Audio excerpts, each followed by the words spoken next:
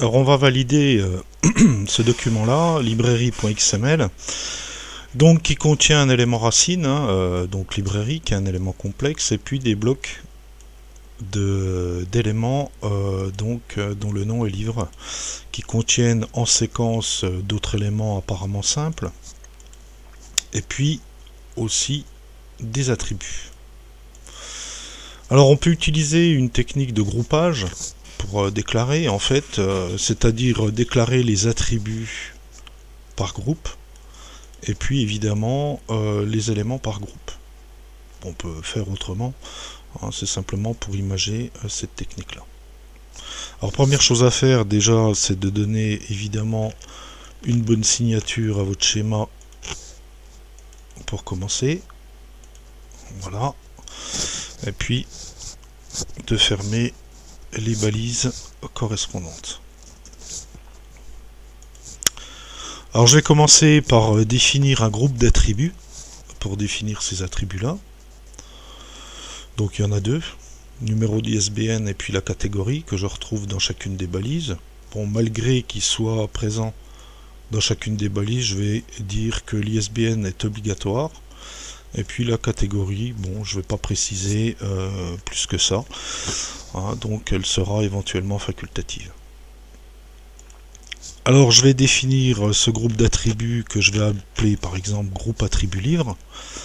Donc je vais utiliser pour ça une balise, donc attribute group. Voilà. Préciser le nom, donc je vais l'appeler groupe attribut livre. Et puis évidemment sa balise fermante. Alors ce groupe il va être constitué en fait des différents attributs qui concernent la balise livre. Donc premier attribut ISBN, donc je dirais simplement que c'est de la chaîne de caractères. On ne va pas aller plus loin au niveau de la vérification du contenu. Et puis ici la catégorie, aussi de la chaîne de caractères. Alors il y a simplement à utiliser la balise attribute qui permet de définir chacun des attributs. Donc je vais me mettre en balise auto-fermante, ce sera beaucoup plus lisible. Donc le nom évidemment de ma balise va être ISBN. Voilà. Et puis son type, donc de la chaîne de caractères. Voilà. Et je précise que son utilisation est obligatoire.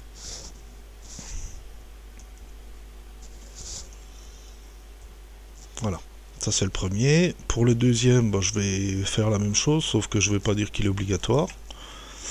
Donc je vais recopier simplement cette balise là. Donc le nom, ce sera catégorie et contenu chaîne de caractères.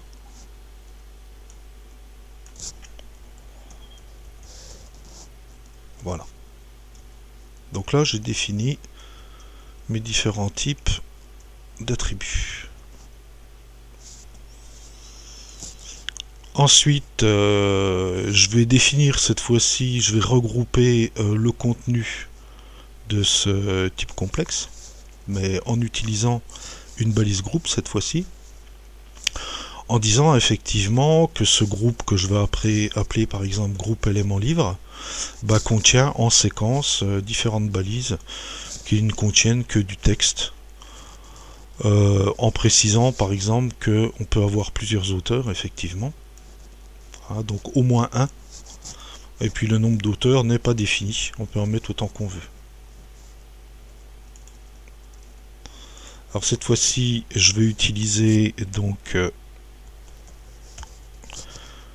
une balise groupe, je vais lui donner un nom, donc je vais l'appeler groupe élément livre. Voilà. La balise fermante et je vais donner sa définition. Donc c'est une séquence.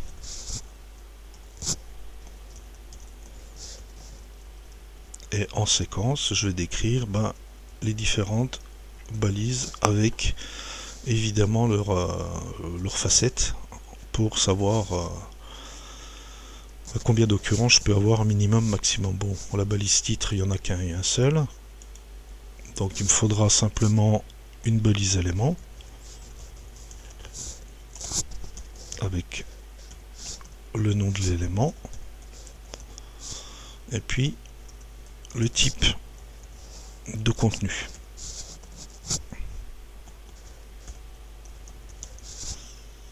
Et la balise, je la ferme de cette manière-là. Voilà. Ensuite, la deuxième balise, donc qui sera la balise auteur. Donc je vais fixer le minimum d'occurrence 1, le maximum non défini, et puis de type chaîne de caractères. Donc je vais reprendre exactement la même chose. Je vais dire simplement que le minimum d'occurrence est égal à 1, pour en avoir au moins une, et le maximum est égal, donc, hop là, j'utilise le mot-clé unbounded pour permettre d'en mettre autant qu'on veut. Et enfin, l'éditeur qui est présent partout, donc qui a la même définition que l'élément livre. Titre, pardon.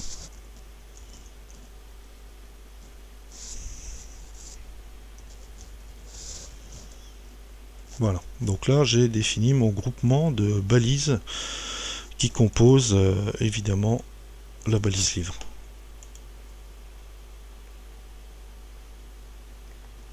Ensuite, je vais définir quand même le type complexe qui va s'appuyer sur le groupement que j'ai fait, donc ici, puisque ça c'est juste un regroupement, mais on est obligé évidemment d'utiliser un type complexe pour pouvoir définir un type de contenu.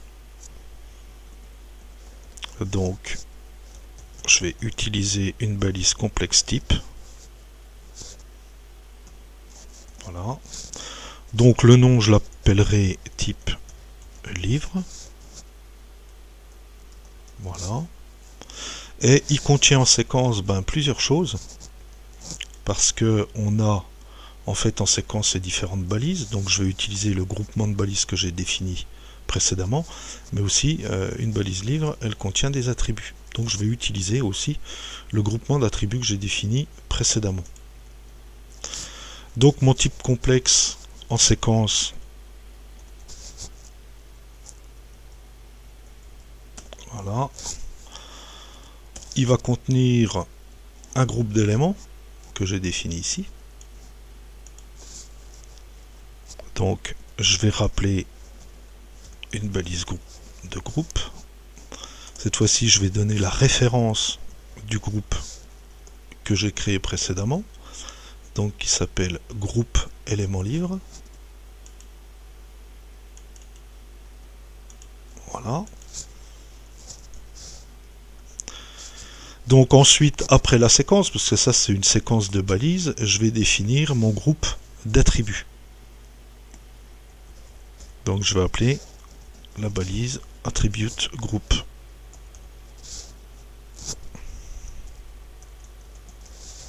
Et cette fois-ci, je vais définir la référence du groupe d'attributs que j'avais créé ici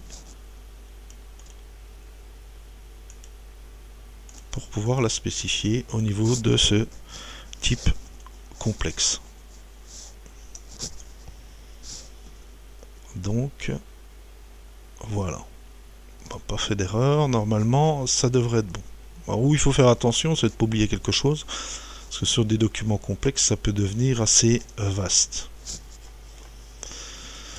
Alors là, effectivement, j'ai défini simplement cet élément-là. Ce que je peux faire ensuite, c'est évidemment de ne pas oublier l'élément racine. Je peux évidemment passer par un type, pourquoi pas. en disant que je vais déclarer un type librairie qui contient en séquence des balises livres, en disant qu'au maximum je peux mettre une bounded puisque j'ai pas défini forcément de nombre de balises livres qui peuvent être contenues. J'aurais pu mettre au minimum une balise. Bon, je vais mettre simplement le maxi. Et une fois que j'aurai défini ce type livre, je vais définir l'élément librairie qui fait appel à ce type. Donc ici, je vais décrire un type complexe. Donc même signature, on va dire que celle-ci.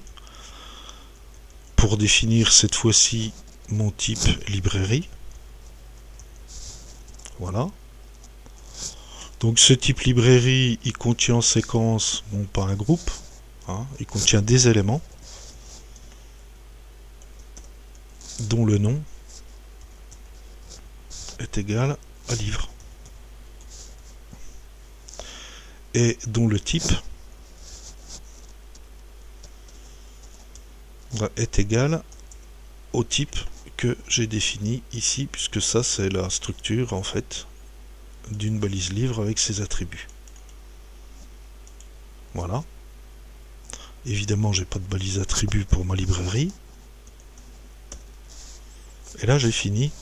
Alors, comme je vous l'avais dit, je vais mettre un maximum d'occurrences non définies.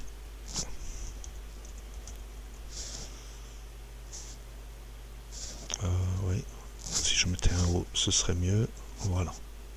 OK. Et enfin, ça c'est simplement un type. Il ne faut pas oublier de définir évidemment l'élément racine, donc la balise librairie. Donc là, je vais créer une balise élément. Je vais récupérer celle-ci.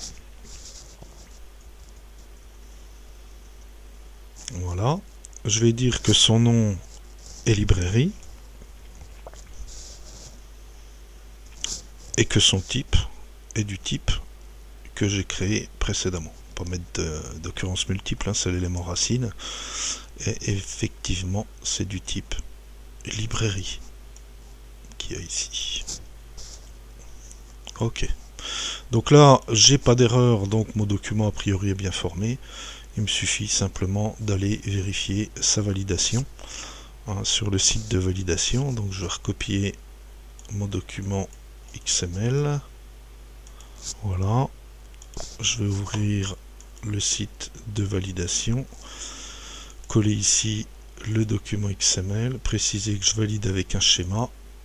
Il va me demander effectivement le schéma que je vais coller ici pour pouvoir valider tout ça.